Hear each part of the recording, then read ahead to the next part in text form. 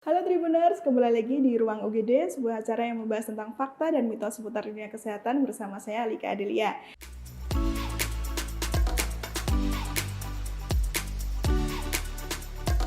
Kali ini kita akan membahas tentang pelayanan permintaan darah di unit donor darah PMI Kota Semarang, dan saya saat ini sudah bersama dengan Dr. Ana Kartika selaku Kepala Unit Donor Darah PMI Kota Semarang. Nah dok, kita mau tanya-tanya nih tentang pelayanan permintaan darah di UDD PMI Kota Semarang, karena buat yang lagi butuh darah atau saudaranya lagi sakit, itu prosedurnya gimana sih dok? Bisa dijelaskan?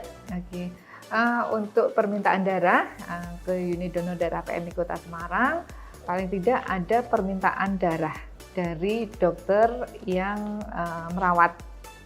Kemudian biasanya dari rumah sakit akan dikirim ke PMI dengan ada sampel darah dari pasiennya.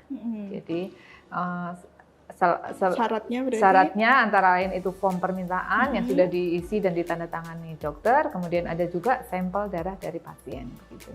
Kalau untuk pelayanannya sendiri di UDD PMI Kota Semarang itu buka 24 jam atau sampai jam berapa aja? Ya, untuk permintaan darah kita 24 jam Mbak, jadi kapanpun membutuhkan darah bisa langsung ke PMI. Insya Allah kita akan layani ya, 24 jam pemirsa.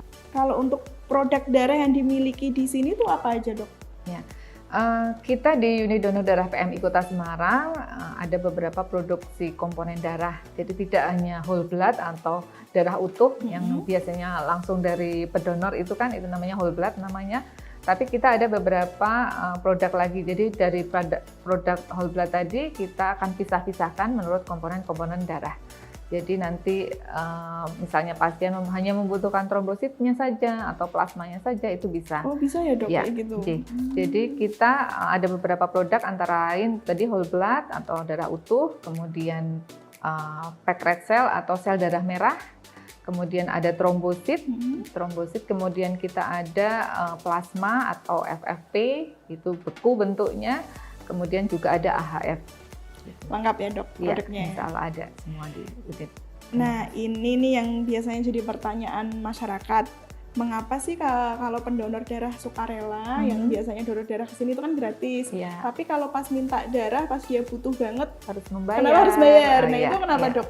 Ya, banyak itu pertanyaan-pertanyaan itu ya.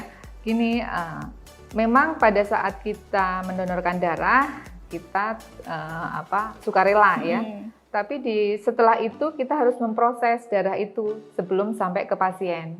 Nah, oleh karena itu di PMI kita ada namanya BPPD. Itu adalah biaya pengganti pengolahan darah. Jadi BPPD itu yang dibayarkan oleh pasien yang membutuhkan darah. Karena itu sebagai pengganti dari pemrosesan darah.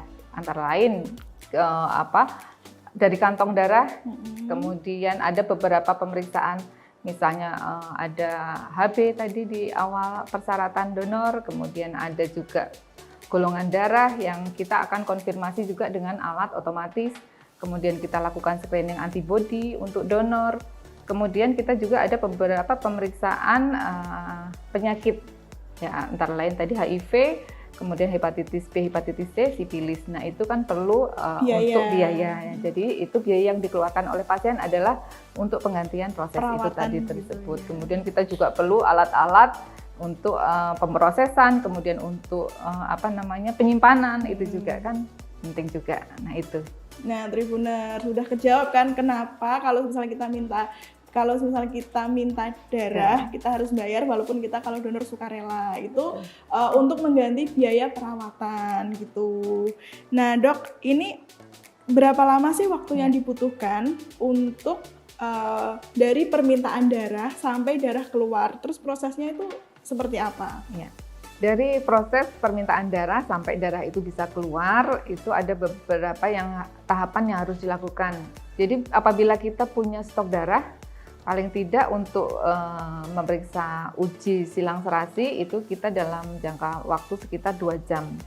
Jadi dari pemeriksaan dari darah donor dan darah pasien kita akan uji cocok tidak. Nah itu sekitar 2 jam.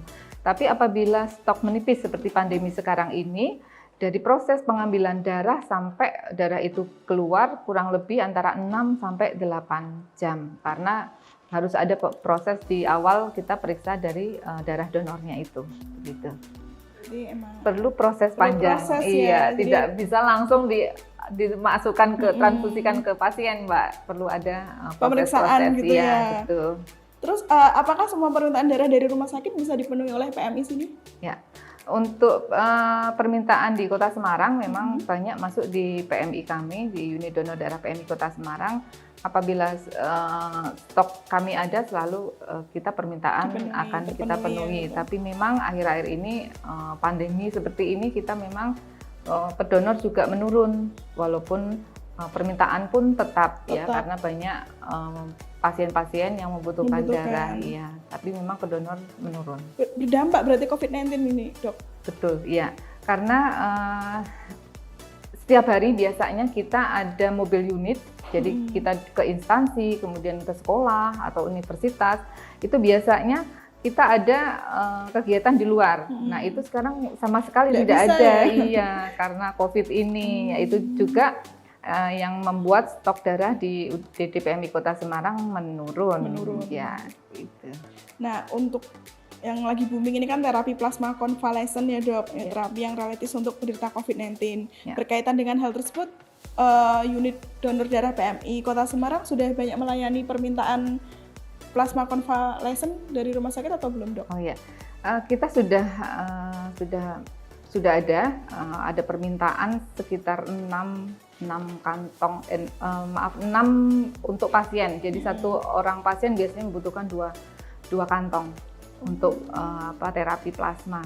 Jadi memang masih sedikit mungkin dibandingkan dengan UDD atau PMI lainnya, karena kita memang tergantung dari permintaan dari rumah sakit juga. Ya, kalau membutuhkan baru kita ambil. Tapi memang untuk donor plasma konvalesen kami di unit donor darah PMI Kota Semarang memang sulit ya, karena kita tidak punya list tuh nama pasien yang sudah sembuh. Itu juga buat kami kendala. Tapi kita kembali ke rumah sakit, apabila ada permintaan, rumah sakit biasanya menyiapkan donornya, kemudian baru kita akan ambil. Tapi memang beberapa hari ini ada juga pendonor yang sudah sembuh dari COVID yang datang untuk mendonorkan gitu, kesadaran dirinya. Betul. Kalau untuk syarat, kalau misal mau minta donor darah konvalesen, syaratnya apa aja yang? Ya, syaratnya ya salah satunya selalu form permintaan darah dari rumah sakit, kemudian sampel pasien, kemudian itu tadi paling tidak karena kami tidak bisa menyiapkan donornya, rumah sakit membawa donor yang sudah sembuh dari COVID, begitu, untuk kami periksa, kemudian kita ambil. Jadi begitu prosedurnya ya, Dok. Ya. Ada pesan yang ingin disampaikan kepada masyarakat, Dok? Ya, untuk pendonor yang sudah sering donor ataupun belum pernah donor, mari kita bantu pasien-pasien yang membutuhkan darah dengan datang ke unit donor darah PMI Kota Semarang. Apalagi kondisi seperti ini ya? Iya, betul.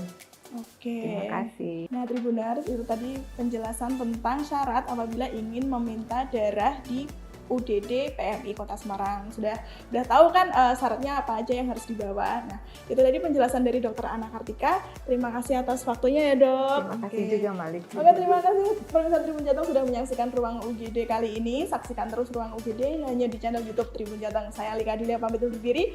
Bye-bye.